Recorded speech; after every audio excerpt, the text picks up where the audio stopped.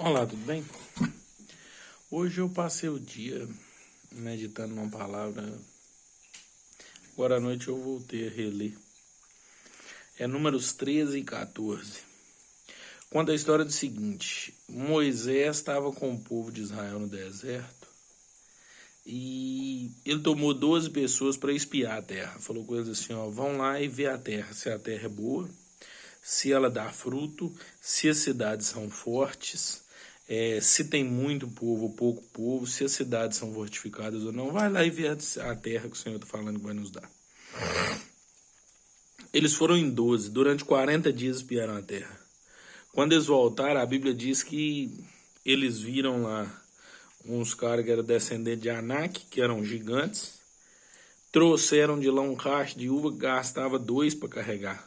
Eles trouxeram uma vara, como se fosse assim, uma vara, um homem aqui e outro aqui, e um cacho de uva pendurado no meio. De tão grande que era. E também trouxeram figos e romãs. Aí depois desses 40 dias eles voltaram e se reuniram com o povo em Parã, no deserto de Parã, em Cádiz. Aí quando eles chegaram, eles falaram assim: realmente a terra é muito boa, mas só que aquela terra não é para nós. Dos 12 espias, 10 estavam desesperados. Tanto é que eles chegaram no momento e falaram assim: não, nós vimos lá até os gigantes, nós somos aos olhos deles como gafanhotos. Aquela terra devora os seus moradores. No meio dos 12, 10 estavam extremamente desesperançosos. E eles ainda fizeram um negócio terrível: encheram o coração do povo de medo. Mas se levantaram 2 homens, Josué e Calebe. E Josué falou com ele assim: olha, certamente nós subiremos, no capítulo 13, no versículo 30. Então Calebe fez calar o povo perante Moisés e disse: certamente subiremos e a possuiremos em herança, porque seguramente prevaleceremos contra eles. Ele falou assim: eu não quero saber, não. A terra que está ali no versículo 27, contaram, lhe disseram: fomos à terra que nos enviaste, verdadeiramente mano, leite e mel. Deus prometeu uma terra que manava leite e mel. Eles viram a terra que manava leite e mel, mas por causa dos moradores da terra eles temeram. Eles já tinham visto milagres no deserto, no Egito, antes de sair do Egito. Deus mandou 7 pragas no Egito para que eles fossem libertos. Eles andaram muito tempo no deserto e vendo o Senhor fazer água brotar da rocha, fazer maná cair do céu, abriu o mar vermelho, matou os inimigos no mar. Eles viram a glória de Deus em muitos momentos. O Senhor apareceu para eles no monte, na nuvem da glória. O Senhor falava com eles na tenda da congregação. Mas só que como 10 encheram o coração do povo de medo, eles falaram assim: não, nós podemos apedrejar esses 2 caras que estão falando que nós vamos lá. Ué. Nós vamos ter que constituir outro líder e talvez, quem dera a gente tivesse morrido no deserto. Aí acontece um negócio interessante.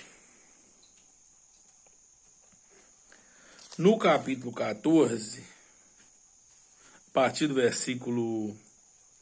No versículo 5, diz que depois que eles murmuraram tanto e falaram que queria fazer um outro líder e queria voltar ao Egito, aí o versículo 5 fala assim: então Moisés e Arão caíram sobre seus rostos perante toda a congregação dos filhos de Israel.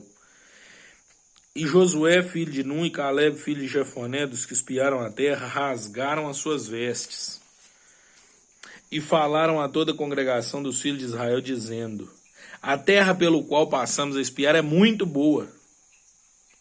Se o Senhor se agradar de nós, então nos porá na terra e nos-la dará na mão, terra que mana leite e mel.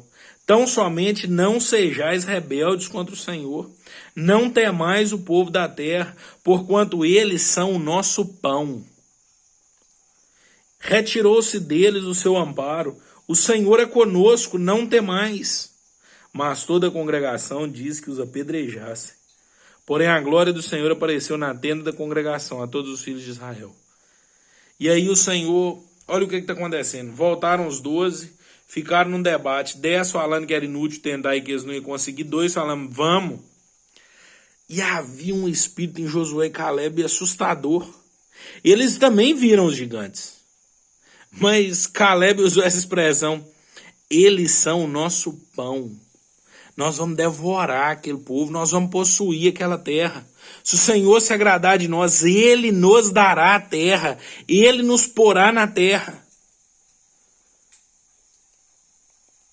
Aí a partir do 11, Deus vai falar com Moisés assim: até quando esse povo vai me provocar? Deus estava sem paciência com o povo, falou assim: ó, eu tirei eles do Egito, eles vendo milagre. Caminharam comigo no deserto vendo milagre.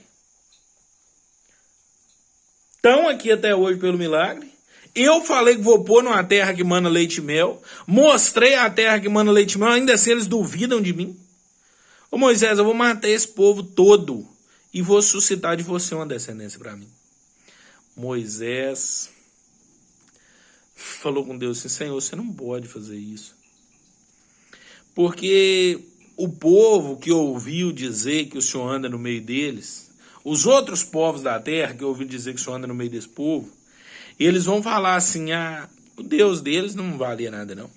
Ele não tinha condição de pôr eles na terra que prometeu, então os matou. E aí Deus pegou e determina uma sentença a partir do versículo 20. E disse o Senhor: conforme a tua palavra lhe perdoei. Porque Moisés pediu para Deus perdoar o povo. Ele falou assim: como você falou, eu vou perdoar. Aí o 21 fala assim: porém, tão certo como eu vivo e como a glória do Senhor encherá toda a terra, e que todos os homens que viram a minha glória e os meus sinais que fiz no Egito e no deserto, e me tentaram essas 10 vezes e não obedeceram a minha voz, não verão a terra de que jurei a seus pais. Nenhum daqueles que me provocaram haverá.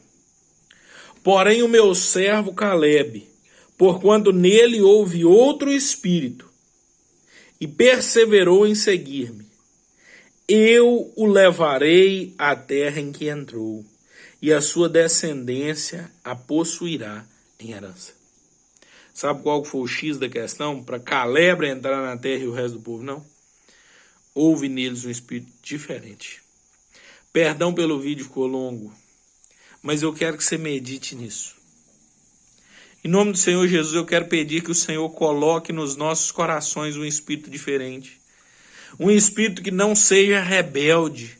Um espírito que não tema os povos da terra, não tema as adversidades, as dificuldades da vida terrena. Que nós entendamos que o Senhor é conosco e não há nada que nós precisamos temer. Que o Senhor coloque nos nossos corações um espírito diferente. Que Ele nos encha desse espírito. Que nós tão somente agrademos ao Senhor e Ele nos dará a herança nas nossas mãos. Porque os nossos problemas, os nossos adversários, se nós agradarmos ao Senhor, serão nosso pão. Nós vamos devorá-los, nós vamos destruí-los e vencê-los. Nós vamos nos alimentar das dificuldades, porque é o Senhor quem faz. Que haja em você e em mim um espírito como o de Caleb, que viu gigantes, mas não os comparou com o Rei da Glória que fez a promessa. As dificuldades da nossa vida virão, mas há uma promessa. Aquele que vencer herdará comigo todas as coisas. Deus, Ele pode nos dar coisas nessa terra, mas Ele é tão maravilhoso que além das terrenas, Ele tem para nós coisas espirituais eternas. Que Deus abençoe sua vida grandemente.